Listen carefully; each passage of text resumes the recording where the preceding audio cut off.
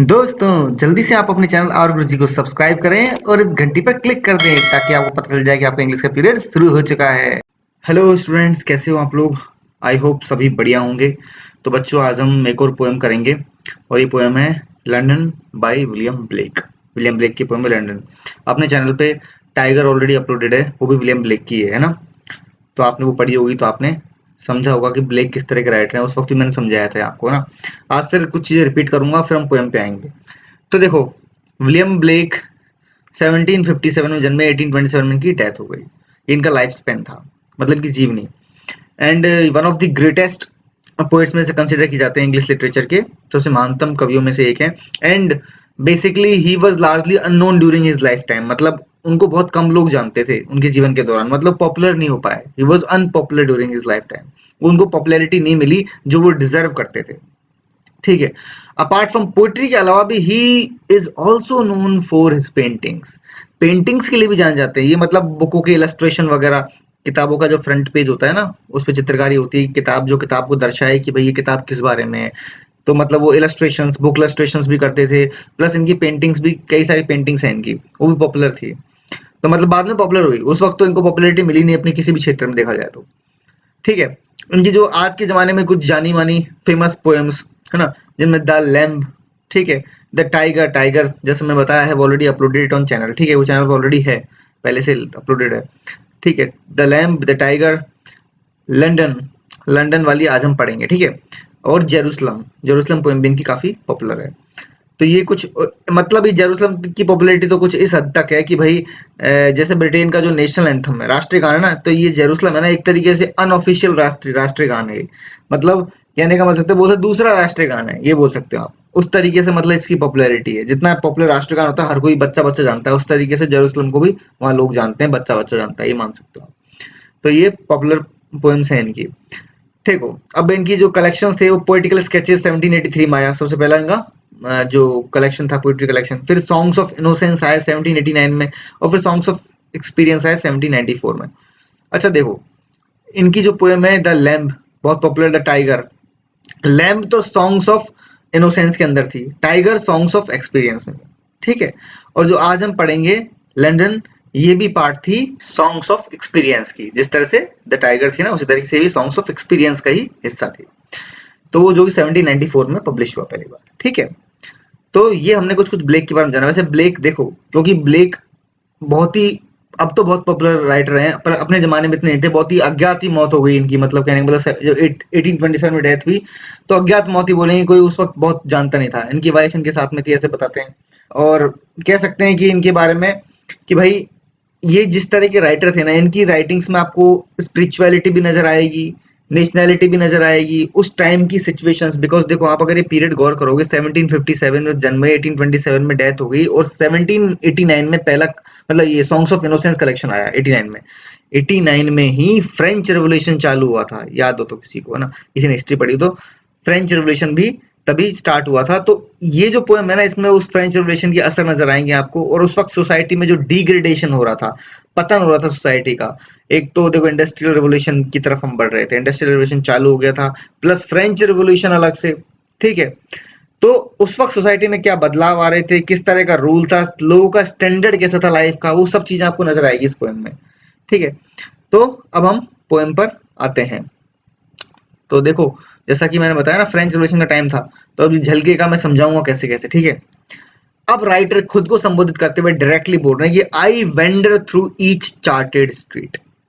मैं हर गली में, कैसी गली में? चार्टेड। चार्टेड का मतलब है जैसे कोई पेपर, मतलब कहने का मतलब है, चार्टेड का देखो सिरे से शाब्दिक अर्थ है लॉ के द्वारा बनाई गई, यानी कि जो मार्क्ड, डिजाइंड। चार्टेड का मतलब जैसे पेपर पे डिजाइन करके बनाते हैं ना, बिल्कुल वैसे। तो यहाँ पे मतलब है कि कानून के द्वारा इंगित। It means something which is determined, defined by law. ठीक है। तो I wander through each chartered street. मैं हर गली में से, जो भी सरकार के द्वारा बनाई गई गली है, डिजाइन की गई है, उस हर गली में से मैं गुजरा। Near where the chartered Thames does flow. और यहां तक कि थेम्स, अब थेम्स क्या है? नदी है, फेमस नदी है वहां, वो भी जो लंदन में होके बहती है, वो भी चार्टर्ड हो गई। अब देखो, क्योंकि थेम्स कहने का मतलब क्या है इसका मतलब है कि government had control not only on the streets but also on the natural resources like Thames river, है ना। तो मतलब गवर्नमेंट का कंट्रोल केवल बोल सकते हो कि शहर गलियों सिटी इन पे नहीं था, नदियों पर भी था। कहने का मतलब ये है, यानी कि हर जगह एक कंट्रोल व्याप्त था एक तरीके से, यानी कि एक ऐसी सत्ता चल रही थी जिसने सब कुछ अपने हाथ में ले रखा था, सब कुछ कंट्रोल कर रखा था, एक तरह से बोलते हैं डिक्टेटरशिप, तानाशाही टाइप की। ठीक है, तो चार्टेड थेम्स डस्ट फ्लो किया, मैं भाई हर गली चार्टेड स्ट्रीट में से गुजरा, प्लस मैं थेम्स नदी जहां की बहती है मैं वहां पर भी गया। ठीक है, and mark in every face I meet, और मुझे हर चेहरे में एक निशान मिला। देखो फेस, एवरी फेस का मतलब यहाँ क्या है, यहाँ पर एवरी फेस का मतलब है every person, every human being की बात हो रही है यहाँ पे। तो यहाँ फेस क्या हो गया, सिनक डकी हो गया, क्या है, सिनक डकी, स्पेलिंग रॉन्ग हो सकती है, चेक कर लेना, ठीक है, सर एच नहीं आएगा, है ना। तो सिनक डकी कि मुझे हर चेहरे में क्या नजर आया, एक निशान नजर आया। सिनक डकी क्या होती है, मैंने पहले भी कई बार बताई, सिनक डकी मतलब ऐसी फिगर ऑफ स्पीच जिसमें आप बॉडी के किसी एक अंग से पूरे व्यक्ति को दर्शाते हैं। हाथ काम कर रहे हैं, हैंड्स आर वर्किंग, इसका मतलब इंसान काम कर रहे हैं। लेग्स आर वॉकिंग, पैर चल रहे हैं, इसका मतलब इंसान चल रहे हैं। मैं हर चेहरे से मिला, चेहरे से मिलने का मतलब मैं हर इंसान से मिला। ठीक है, तो एंड मार्क की हर इंसान के चेहरे पे मुझे एक निशान नजर आया। किस चीज के चिन्ह नजर आए, I meet marks of weakness, marks of वो, मुझे चिन्ह नजर आए वीकनेस, कमजोरी के, वो दुख के। यानी कि शहर के सभी लोग परेशान, दुखी और बहुत सी समस्याओं से ग्रसित थे। They all were suffering the rule of an NR, मतलब बोलते डेस्पोटिक रूलर, कि एक तानाशाह के मतलब जो रूल होता है ना उसको वो फेस कर रहे थे, तानाशाह के रूल को एक तरीके से। अब आगे देखते हैं, in every cry of every man, हर इंसान की हर पुकार में, एवरी क्राई, प्रत्येक चीख पुकार में इंसान सब चिल्ला रहे हैं, कहने का मतलब ये है। In every infants cry of fear, और हर छोटे नवजात बच्चे होते हैं, नवजात शिशु, उनकी चीख में भी डर है। यानी कि हर इंसान, नवजात शिशु, सबकी चीख में डर नजर आ रहा है। In every voice in every ban, और हर आवाज में यही चीज नजर आ रही है। और in every ban the mind forged manacles I hear, यानी कि पूरा का पूरा एनवायरनमेंट कैसा है, कंट्रोल करने का एनवायरनमेंट हो रहा है। अब देखो टर्म बैन, किस चीज पर रोक लगा देना, यानी कि हर आवाज ऐसी नजर आ रही है जैसे कि बैन लगाया गया हो, कि बस एक और बैन, एक और बैन, उस तरीके से।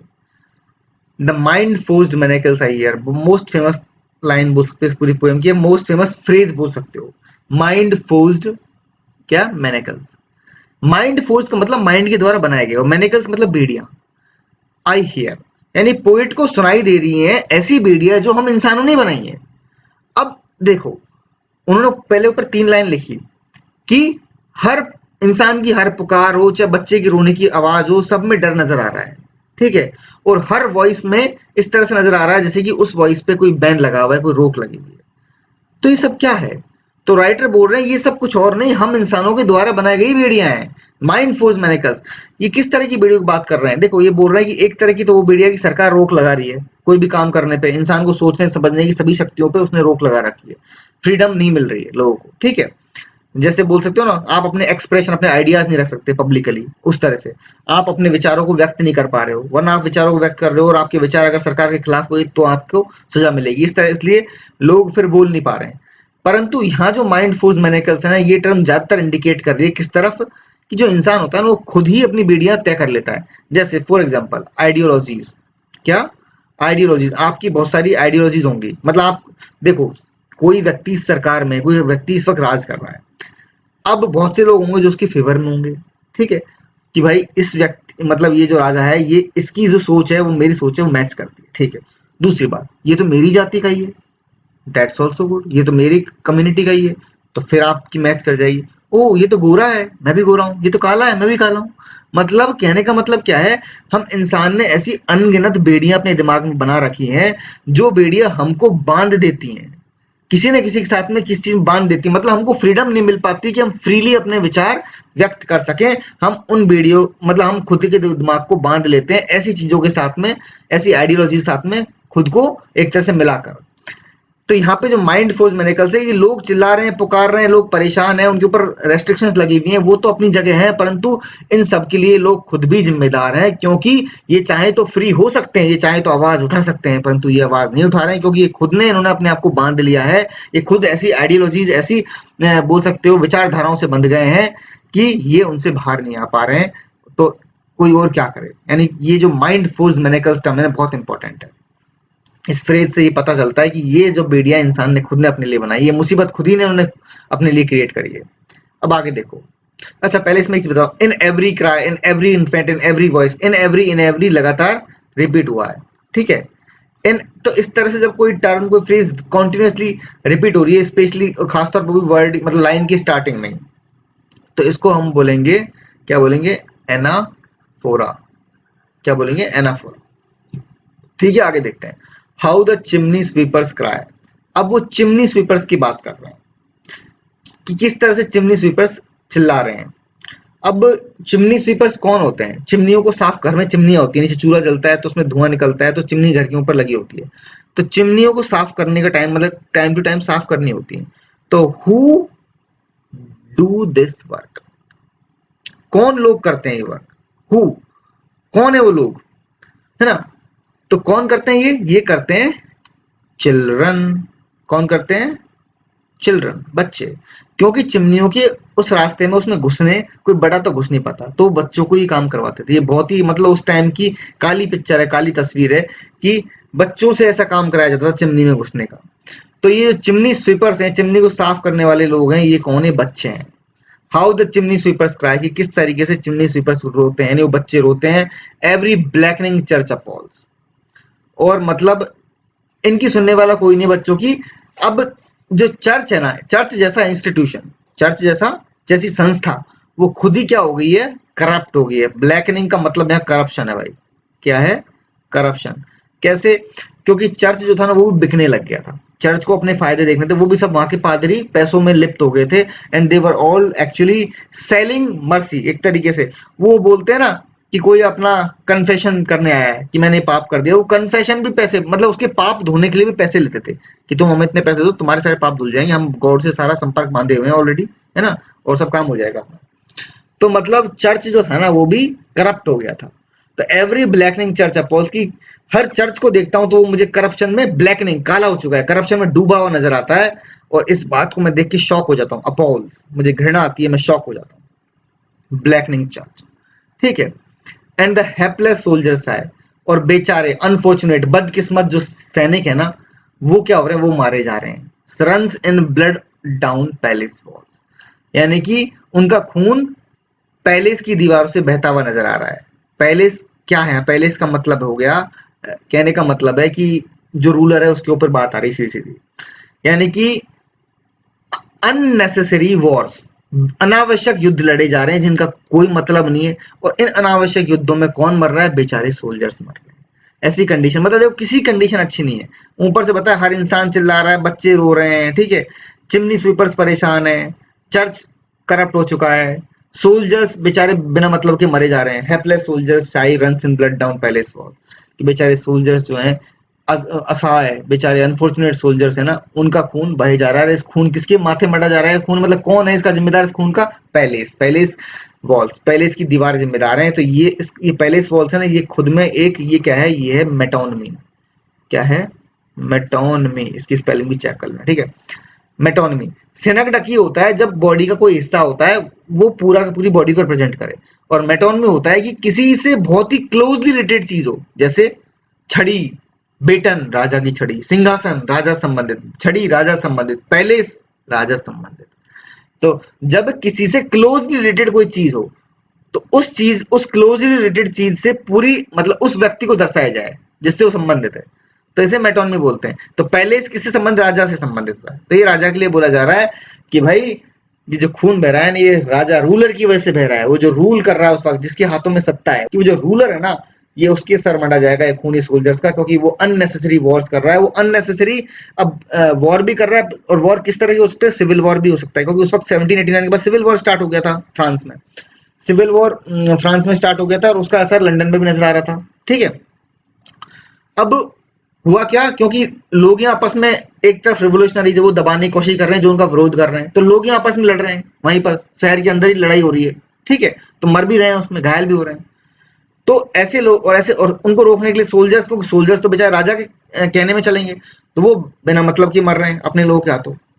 तो ये सब जो सिचुएशन है ना, इस सिचुएशन को दर्शाया गया है इसमें कि भाई इन सब ये सोल्जर्स के खून का जिम्मेदार कौन है, पहले यानी कि रूलर। अब देखो आगे, but most through midnight streets I hear, परंतु आधी रात को मुझे क्या सुनाई, मोस्ट थ्रू, परंतु सबसे ज्यादा परेशान कौन है, मिड आधी रात को गलियों में मुझे सुनाई देता है, हाउ द यूथफुल हार्लोट्स कर्स, कि किस तरह से जवान, हार्लोट मतलब प्रोस्टिट्यूट्स, प्रोस्टिट्यूट्स मतलब ऐसी वुमेन, ऐसी लेडीज जो कि बेसिकली बोल सकते हो आप लोग सेक्सुअल एक्टिविटीज में इन्वॉल्व होती हैं अपने लाइवलीहुड के लिए, अपने जीवन यापन के लिए वो सेक्सुअल एक्टिविटीज में इन्वॉल्व रहती हैं पैसे कमाने के लिए। तो ऐसी जो जवान प्रोस्टिट्यूट्स है, हार्लोट्स हैं, वो कोसती रहती हैं, उनकी चीखने चिल्लाने की आवाज आती है, blast the new born infant's tear. क्यों, क्योंकि वो ऐसा क्यों हो रहा है, वो क्यों चिल्ला रही हैं, क्यों रो रही हैं। एक तो क्योंकि उनका जो ये काम है वो मजबूरी में है, पहली बात तो कोई भी इस तरह का काम अपने शौक से नहीं करता है, तो वो मजबूरी में काम कर रही हैं और इसके परिणाम भी उन्हीं को भुगतने पड़ रहे हैं, बिकॉज वो प्रेग्नेंट हो जाती हैं और प्रेग्नेंट होने के बाद में उनके बच्चे हो जाते हैं, blast the new born infant tears, उनके नए नए मतलब नवजात शिशु हैं, वो बेचारे चिल्ला रहे हैं, रो रहे हैं। तो ये जो हार्लोट्स है ना, ये इस सिचुएशन को, इस पूरे जो वहाँ का एनवायरनमेंट है, वो एटमॉस्फेयर है, वो जिस सिचुएशन में रह रही हैं, उनको ये काम करना पड़ रहा है, उसके ऊपर उनको ये परिणाम भी झेलने पड़ रहे हैं कि बच्चे भी पैदा हो रहे हैं उनके इन सेक्सुअल एक्टिविटीज से। तो वो इन सबसे एक तरह से श्राप दे रही है, एक तरीके से कोस रही है पूरी सिचुएशन को, है ना। And blights with plague the marriage hearse, और इस सब में बिकॉज ये प्रोस्टिट्यूट्स है, इनके पास में कौन आते थे, बेसिकली कोई गरीब व्यक्ति नहीं आता था कभी प्रोस्टिट्यूट्स के पास में। प्रोस्टिट्यूट्स के पास में कौन आते थे, people who belong to higher society, rich people आते थे, हायर सोसाइटी के लोग आते थे। अब हायर सोसाइटी के लोग प्रोस्टिट्यूट्स के पास आ रहे हैं, तो उसका परिणाम क्या हो रहा है, उसका परिणाम वो बच्चे तो वो हो रहे हैं, वो अलग बात है, परंतु उनकी खुद की फैमिली में क्या हो रहा है, blights with plagues the marriage hearse, यानी कि उनकी जो शादी है ना, उसकी शव यात्रा निकल रही है। हेयर्स मतलब शव यात्रा, मतलब हेयर्स होती है, एक गाड़ी होती है जिसमें कॉफिन, शव को ले जाया जाता है उसमें, यानी कि यहाँ शव यात्रा की बात हो रही है, मैरिज हेयर्स।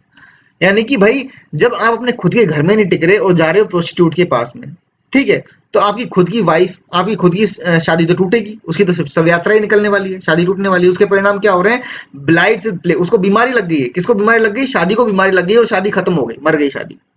या मैरिज का पर्सोनिफिकेशन कर दिया, क्या कर दिया है, पर्सोनिफिकेशन, मानवीकरण, व्यक्तिकरण कर दिया भाई मैरिज का।